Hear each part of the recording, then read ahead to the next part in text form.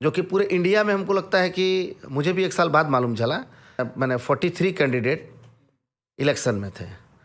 तो आप कभी भी समझ सकते हैं कि जब कोई भी जहाँ 43 आदमी दौड़ रहे हैं कोई काम के लिए और उसमें एक आदमी सेलेक्ट होता है, तो 42 आदमी तो आपका वो लिस्टेड दुश्मन बनता है। लिस्टेड वो आपका जो हारता है तो वो आए दिन कुछ नया नया परेशानी खड़ा करता है। उसको लगता है कि अब हम तो हार गए लेकिन काम करने नहीं देंगे। तो वैसे लोगों को हम लोगों ने जवाब देने का भी काम किया है कि आप जनता के विकास को नहीं रोक पाइएगा। आपको जनता ने रिजेक्ट किया है तो आप वेट करिए, फिर काम करने का मौका मिलेगा। लेकिन हमको जब जनता ने मौका दिया तो आप काम करने का मौका दीजिए। ऐसा बहुत सारे हुई है जिसमें जेल भी जाना पड़ा है, लेकिन जेल जाने के बाद भी मैंने उस काम को छोड़ा, अधूरा नहीं छोड़ा है, मैंने उसको पूरा किया है।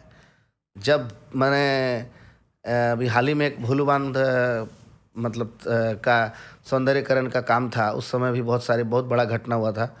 उसमें मैं जेल भी गया था और मैं जेल जाते समय भी मैंने बोला था कि चास के विकास के लिए अगर मुझे फांसी पे भी चढ़ना पड़ेगा ना तो मैं फांसी पे भी चढ़ूँगा, लेकिन चास का विकास कोई रोक नहीं पाएगा। ये मेरा, हम जिस दिन जेल जा रहे थे उस दिन भी बोले थे और ये संकल्प मेरा अपने आप से है कि चास के डेवलपमेंट में किसी को बाधा बनने नहीं देंगे।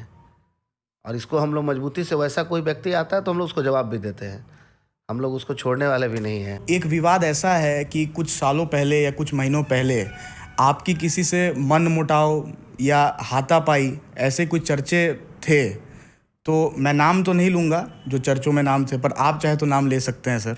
और मैं चाहूँगा कि उसके बारे में आप कुछ बताएं, अगर आप समझ पा रहे हैं कि मैं किस घटना के बारे में बता रहा हूँ। नहीं तो आप घटना का और बताएंगे वो तभी। जो आपके, ये भी मैं बता दूँ कि वो भी आपके ओपोनेंट में थे, तो हो सकता है आपको समझ आ जाए कि मैं अच्छा आप हाँ, एक बात का हम समझ गए आप क्या बोलना चाह रहे हैं। देखिए उस समय वो जैसे एक कैंडिडेट था, वो चुनाव हार गया उस समय। मतलब जो कैंडिडेट चुनाव जब हार गया तो वो लोग एक मैं फेसबुक के माध्यम से गलत मतलब एक ये फैलाने लगे, प्रोपगंडा फैलाने लगे, गलत चीज़ों को लिखने लगे।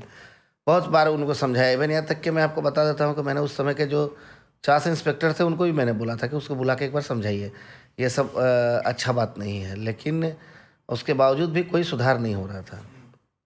तो सुधार नहीं हो रहा है तो जब कोई चीज़ अति से जब ज़्यादा होता है तो उसका एक समाधान हो जाए है।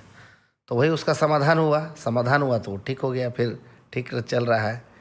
मतलब सर आप गांधी जी को ज़्यादा मानते हैं कि भगत सिंह को? हम दोनों को मानते हैं। दोनों को मानते हैं, हम दोनों बस को मानते मूड हैं। पर है। आदमी कैसा है उस पर डिपेंड करता है।